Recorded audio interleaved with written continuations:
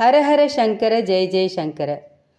மகாபெரிவா கிட்ட அளவற்ற பக்தி கொண்ட பக்தர் ஒருத்தர் அடிக்கடி காஞ்சிபுரம் வந்து பெரியவாளை தரிசனம் பண்ணுறதை வழக்கமாக வச்சுருந்தார்.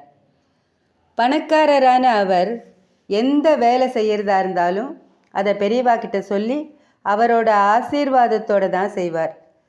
அவர் ஒரு புது கார் வாங்கியிருந்தார்.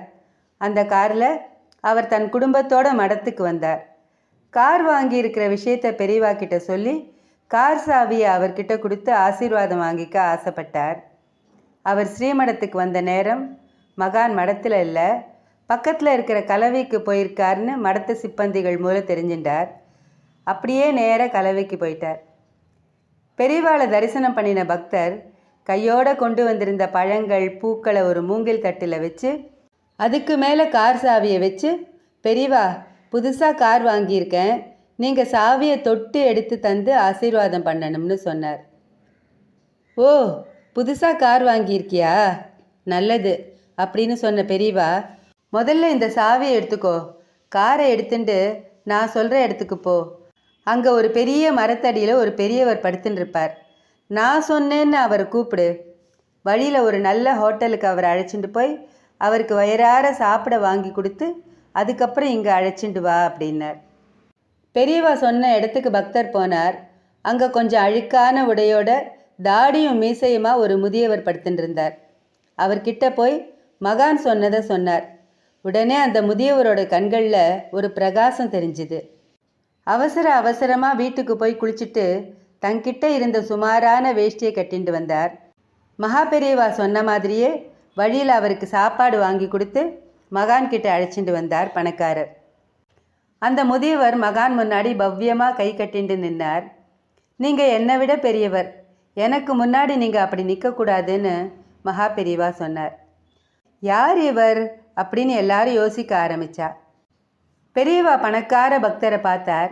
இவரை யாருன்னு உனக்கு மட்டும் இல்லை, இங்கே இருக்கிறவாளில் நிறைய பேருக்கு தெரியாது, நான் ஏன் இவரை அழைச்சிட்டு வர சொன்னேன்னும் புரியாது அப்படின்னு சொன்னவர் பேசுகிறத கொஞ்சம் நிறுத்திட்டு எல்லாரையும் ஒரு தடவை பார்த்தார்.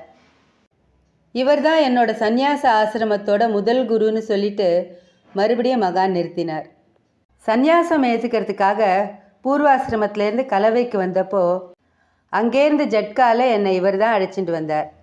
வர வழியில் ஸ்ரீமடத்தை பற்றியும் அதோட நடைமுறைகள் பற்றியும் தனக்கு தெரிஞ்ச மொழியில் அவருக்கு தெரிஞ்ச எல்லா விஷயங்களையும் எனக்கு சொல்லிகிட்டே வந்தார். இவர் மூலம் நான் நிறைய விஷயங்களை தெரிஞ்சுட்டேன். இங்கே வரதுக்கு முன்னாடியே இங்கத்து நடைமுறைகளை எனக்கு சொல்லி கொடுத்ததுனால இவரும் என்னோட குருமார்களில் ஒத்தருங்கிற ஸ்தானத்துக்கு உரியவராயிட்டார்.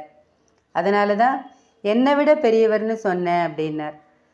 ரொம்ப ராசியானவர். இவர்கிட்ட ஒரு பொருளை கொடுத்து வாங்கினா அது மேலே மேலே வளரும்னு சொல்லிட்டு மென்மையாக சிரித்த பெரியவா, நீ உன்னோட கார் சாவியை தட்சிணையோடு இவர்கிட்ட கொடுத்து இவர் கையால் வாங்கிக்கோ, உனக்கு மேலே மேலே வளர்ச்சி உண்டாகும். மகான் சொன்னபடியே செய்தார் பணக்காரர். பணக்காரர் தட்சிணையாக தந்த பணத்தோட ஸ்ரீமடத்தோட சார்பில் குதிரை வண்டிக்காரருக்கு சால்வை போர்த்தி பழங்கள் பிரசாதங்களோடு அனுப்பி வச்சார் மகா பெரியவா.